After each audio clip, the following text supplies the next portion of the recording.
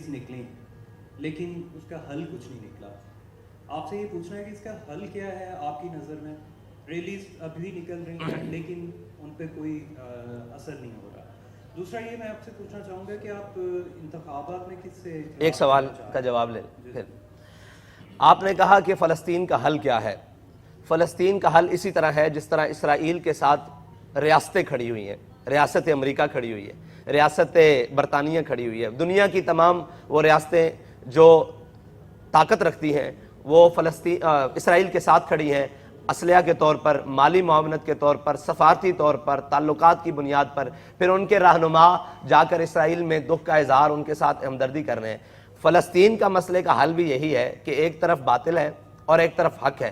ہم یہ جانتے ہوئے کہ فلسطین حق پر ہے, اور جو اپنے آپ کو حق کی ریاستیں کہتی ہیں وہ مسلمان ریاستیں ہیں, وہ ساری جو یہ طاقت رکھتی ہیں ان کو اسی طرح جس طرح اسرائیل کے ساتھ باقی تمام طاقت رکھنے والی ریاستیں کھڑی ہیں وہ فلسطین کے ساتھ کھڑی ہو جائیں تو فلسطین کا مسئلہ ٹیبل پر بیٹھ کر حل ہو جائے گا. اگر کم از کم قتل و غارت رک کر یہ مسئلہ ٹیبل کے اوپر آ جائے گا, یہ طے ہے. اگر ہم یہ کہیں کہ ہماری اخلاقی اور سفارتی یہ ہماری حمایت جاری رہے گی اور یہ حمایت جاری رہے گی تو اس وقت اخلاق میں بھی فلسطینی سب سے بلند ہیں, سفارتکاری میں بھی وہ سب سے بلند ہیں جو اپنا خون بھی دے رہے ہیں, اپنے بچے بھی دے رہے ہیں, اپنی ساری چیزیں دے رہے ہیں اور اس ارض مقدس کی تحفظ کے لیے اپنے خاندان تک کٹوا رہے ہیں. تو وہ اخلاقی طور پر, سفارتی طور پر اس وقت امت مسلمہ کے تمام ممالک سے وہ آگے ہیں.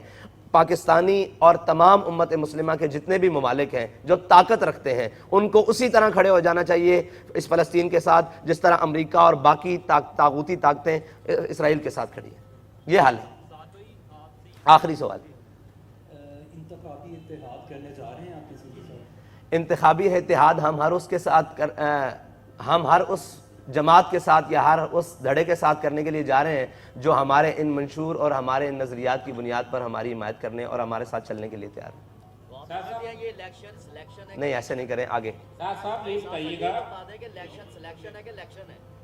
بتائیے گا کہ کراچی میں آپ کا انتخاب جو ہے ایک اسمبلی ہوا جس میں آپ کے کینڈیڈیٹ نے ٹکر کا مقابلہ لیا اور چند ووٹوں سے اس کو شکست دی, لیکن وہاں پہ جو مسائل دکھائی دیے کہ اس پولنگ اسٹیشن والے روز لڑائیاں بہت ہوئیں.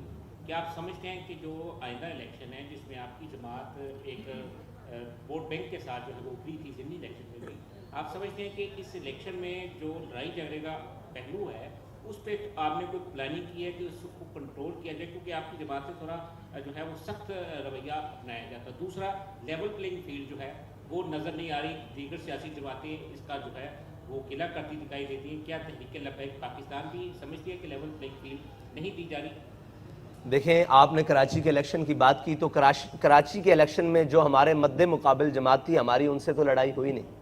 وہ جماعت جس کا ہمارے ساتھ مقابلہ نہیں تھا وہ بالکل تیسرے چوتھے نمبر پر تھی. اس جماعت کو ہمارے سامنے کھڑا کیا گیا اور انہوں نے ایک شور و غل کا بھرپور بات کیا, تو ہم نے اس سے اپنے آپ کو بچانے کی کوشش کی, لیکن پھر بھی تحریک لبیک پاکستان کو صرف 64 ووٹوں سے 65 ووٹوں سے ہرا دیا گیا. اور پھر جو ری کاؤنٹنگ کی درخواست تھی اس کو بھی مسترد کر دیا گیا. پھر جب ہم ٹریبیونل میں گئے وہاں کیس کو تو اس کو بھی رد کر دیا گیا.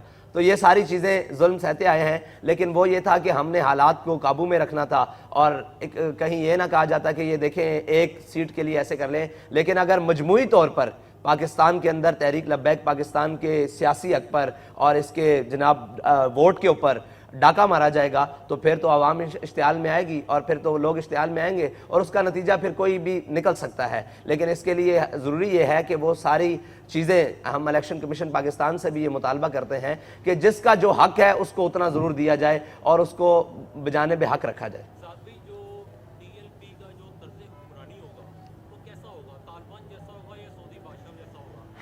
ٹی ایل پی کا طرز حکمرانی اسلام جیسا ہوگا. دوسرا میرا سوال یہ ہے کہ کیا جماعت اسلامی کے ساتھ بھی یا دیوبند جو مختلف فکر سے لوگ ہیں ان سے بھی انتخابی اتحاد سیٹ ایڈجسٹمنٹ کے امکانات ہیں؟ دیکھیں, ہمارے ساتھ بات کرنے کے لیے سارے لوگ آ رہے ہیں. جب کسی جناب اس بات پر ہو جائے گی تو وہ آپ سر عام ہوگا. یہ تھوڑی ہوگا کہ ہماری بات اندر اور ہوگی اور باہر ہوگی, جو بھی ہوگا سر عام ہوگا. جناب آپ کا سوال.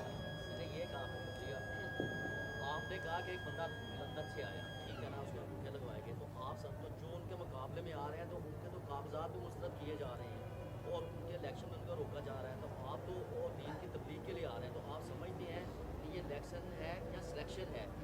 आने दिया जाएगा, जिस तरह कराची में आपके साथ हुआ इलेक्शन कमीशन ने भी आपकी बात की, तो आप समझते हैं कि ये इलेक्शन ही होगा या सिलेक्शन होगा या मार्शाल्लाह को देख रहे हैं?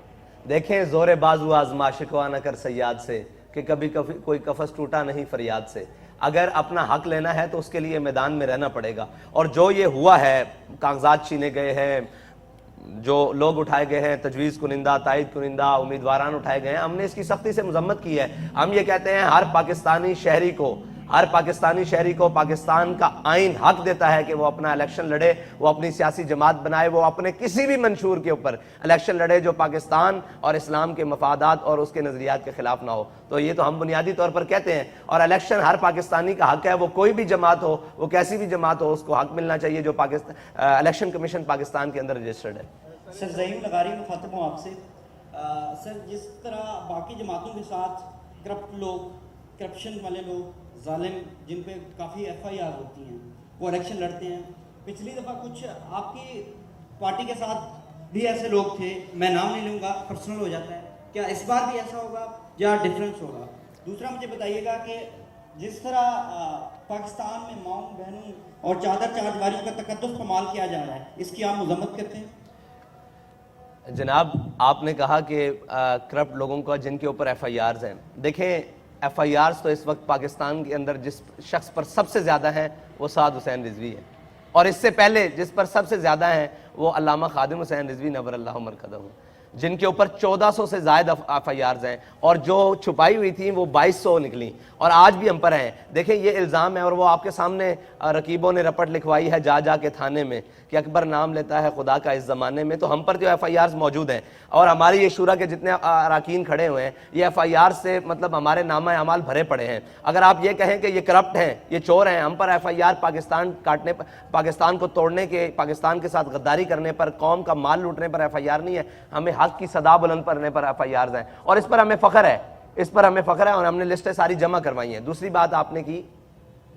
जिस तरह माओ बहनों हाँ, चादर चारदीवारियों का तकद्दुस हमने कमाल किया तो जा रहा है। उस वक्त भी की जब सब लोग 9 मई की मजम्मत कर रहे थे, और हम माओ बहनों के तकद्दुस की मजम्मत कर रहे थे, जो उनके ऊपर बेहुरमती की उसका मजम्मत कर रहे थे। और हमने ये कहा था कि तेरी मेरी की होंदी है, दी जलिया दी होंदी है। वो उमर डार साहब की वालदा हो, वो सनम जावेद साहिबा हो, कोई भी हो, माओ बहनों की सियासत के हम कायल नहीं हैं। हमने तो हमारे खिलाफ इतना ज़्यादा साबका जनाब वज़ीर आज़म साहब की बेटी ने इतनी बातें की हैं, आज तक हमने उनका नाम भी अपने लबों पर नहीं लेकर आए, इसलिए कि हम ये समझते हैं ये चीज़ें, और ये सियासत मर्दों का मैदान है, और वो हमेशा मैदान में होनी चाहिए, घरों तक सियासत नहीं जानी चाहिए। ये इसका हम भुगत कर आए हैं। और अफसोस की बात यह है कि जितनी भी पार्टियां हैं उनको पहले इक़्तिदार मिला है और बाद में वो मुश्किलात में आई हैं। तहरीक लब्बैक पाकिस्तान वो पहली पार्टी है जो पहले मुश्किलात में है, इक़्तिदार अल्लाह ताला देगा तो वो उसका मुकद्दर होगा। बहुत शुक्रिया जी।